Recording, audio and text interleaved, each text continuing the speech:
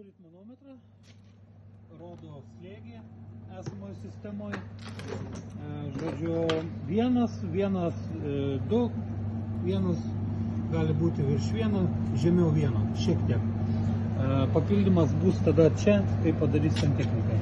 Šiai dienai mes užpildėm ir esant reikalui reikėtų prisijungti žarnelį iš tenai ir pasipildyti. Nes kitaip aš neturiu ką padaryti. To skysčio, ne? Galima vandenį papildyti. Galima vandenį? Jo, yra padaryta minus 25 laipsniai. Čia jam sušalti nėra jokių šansų. Žodžiu, ilgai nuobodžiai galės pildyti vandenį. Tai va, daugiau ką jums reikia žinoti, čia yra debitomačiai. Galima sureguliuoti šakų srautą per minutę. Žodžiu, kuri yra trumpa šaka galima pridaryti, kuri ilgesnė galima palikti pradarą, atidarą, kad vienodai cirkuliuotų, kad vienodai šiltų.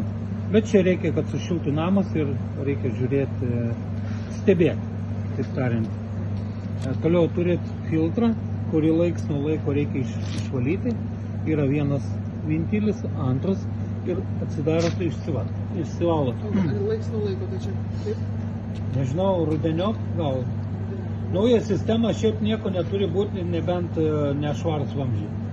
Tai čia yra viena iš variantų, kodėl gali išmesti klaidą. O išmetus klaidą yra technikas, yra inžinieris ir galima skambinti, kreiptis. Telefonai bus nurodyti dokumentus. Gerai, supratau.